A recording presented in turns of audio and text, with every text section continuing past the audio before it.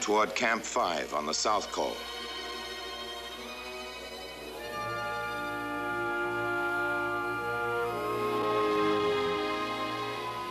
Above are two of the most famous features on the route to Everest. Directly ahead, an outcropping of tawny rock known as the Yellow Band.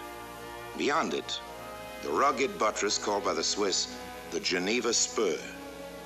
Behind the spur is the South Col. And beyond that, the final goal. And now, the Col. A place of rock and ice and howling wind. It has been called the most desolate place on Earth, and also the world's highest junkyard, for it's a ghostly realm of skeletal tent poles, empty oxygen bottles, and other gear abandoned by previous expeditions. Leaving Camp 5 after a night of gales and bitter cold, Big Jim and Gombo set off for the final assault camp. Even with oxygen, the going is desperately hard. Each plodding step is a monstrous effort for body and will. Along with them go Norman Durenforth and Angdawa and 8 Sherpas, and they will set up the highest tents, Camp 6, as near to the summit as human strength can take them.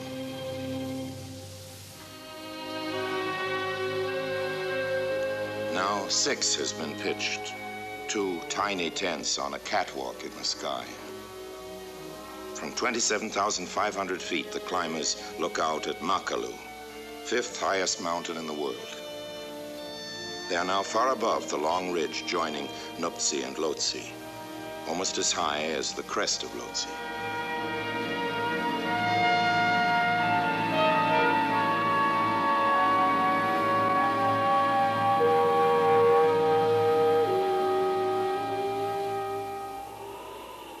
This is Camp 6 calling base, or any other camp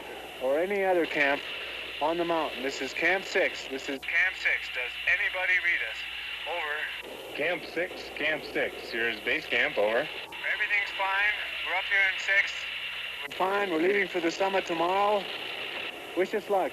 This is Camp 6. Over and out. With the tents up, 8 of the Sherpas have headed down to the Col, leaving Durenforth, Whitaker, and the Sherpas Gombo and Angdawa as the 4 occupants of the Earth's highest habitation. Big Jim and Gombo, sharing one of the tents, prepare a meal.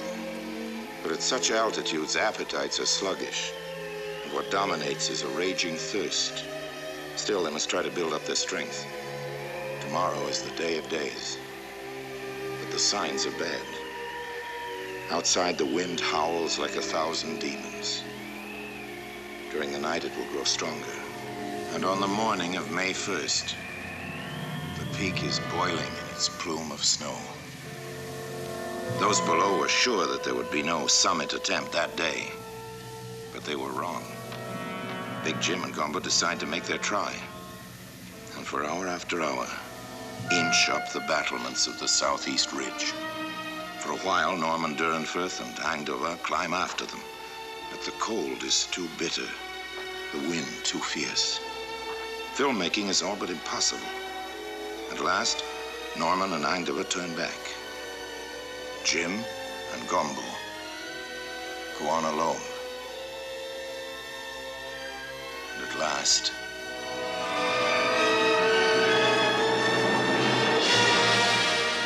they are there, on top of the world. Jim Whitaker and Navang Gombo. At 1 o'clock on the afternoon of May 1st, Whitaker planted the American flag on the summit, and with it the flag of the National Geographic Society. Then, 20 minutes later, the long descent begins. On the South Col, the support team waits. They see figures descending. But because Big Jim carried no radio to save weight, they do not know what has happened.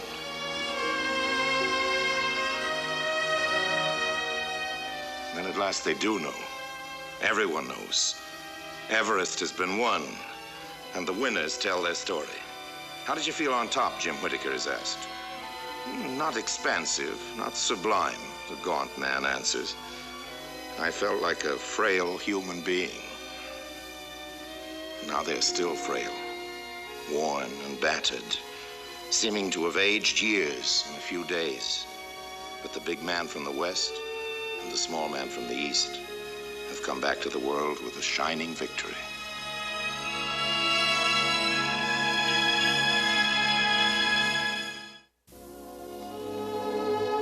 Now everyone is back at base camp, but the expedition is far from over.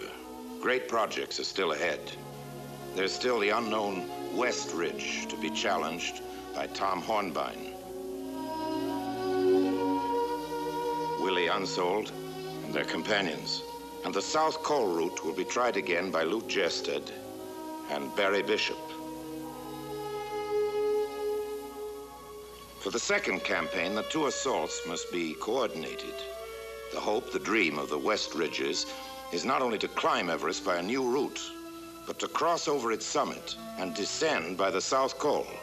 And for this, the Col team must reach the summit on the same day to lead them down. With their high camp still to be established, the West Ridges take off first. Then the South Col team follows. And for both Gjersted and Bishop, it's a tremendous demonstration of desire and will. For both have just come down from the Col. And now they must climb all the way back and farther. More than 11,000 vertical feet if they are to make the top.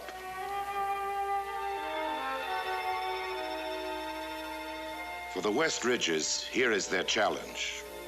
If they can find a way, it will be one of the great climbs of history.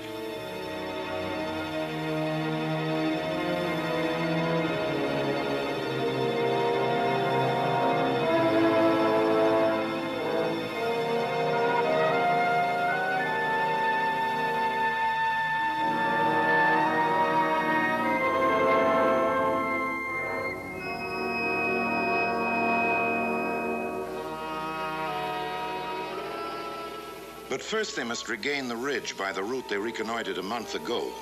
There are now 5 climbers on the team: Willie Unsold, Tom Hornbein, Barry Corbett, Dick Emerson, and Al Orton. And while before they had only a skeleton crew of Sherpas, they now have a full platoon. Their first objective is Camp 3W beneath the ridge.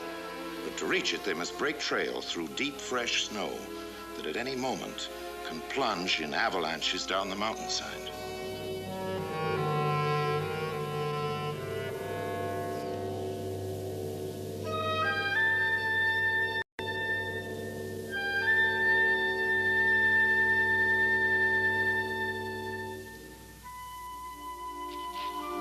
Now they've reached 3W and are digging out the tents that have been buried by storms.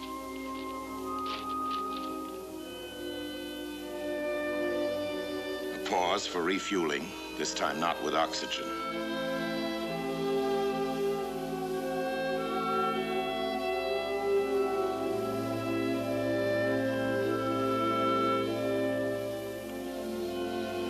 Above 3W, the climbers reach the West Ridge. The moment they move to the left of it, they are in Tibet, meaning Communist China, and their passports are no longer valid.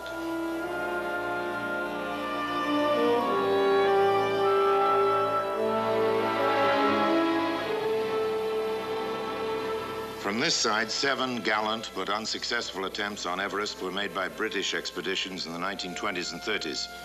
On the heights above, the famous climber George Mallory vanished forever. Now the team has gained its previous high point of more than 25,000 feet. It works at the pitching of the 3 tents that will be Camp 4W.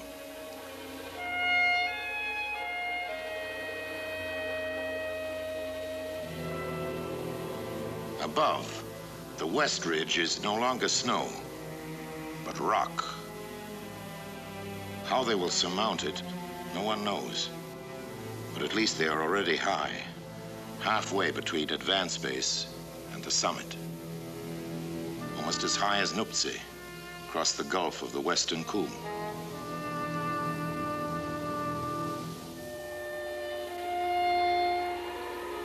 But their hopes are soon to be shaken. For as evening closes in over the high camp, Everest shows its teeth. The wind rises, it becomes a gale. And during the night, 2 of the 3 tents at 4W are torn from their moorings and with 6 men in them roll down the mountainside. They roll only 100 yards and stop. And miraculously, no one is hurt.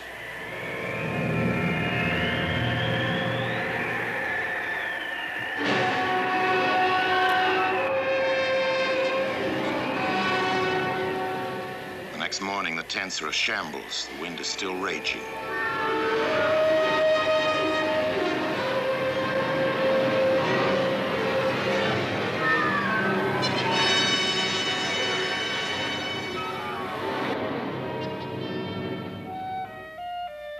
Instead of going higher, the West Ridges are barely able to retreat to Camp 3W, where for 3 days they will try to regain their strength and momentum.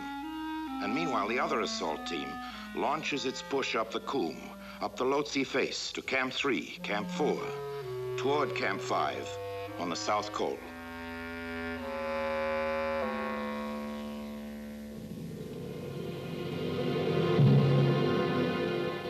On the Col route, Barry Bishop plods on. Lou Jersted is behind the camera, and 3 Sherpas help carry the loads. They cross the yellow band.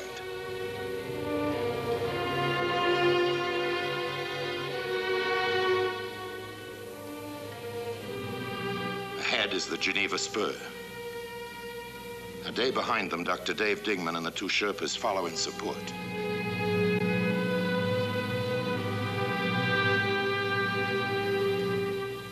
Now the advance team has reached the Col. Worn by their earlier efforts, mere skeletons of themselves, they're barely able to push themselves on. The mere act of breathing, said Bishop, made me feel as if my ribs were being torn from my side. In spite of the storm, the 2 assaults are still coordinated. The West Ridges are working their way back from 3W to 4W. Slowly, for though the weather is cleared, they too are tired and buffeted, very close to the limits of endurance.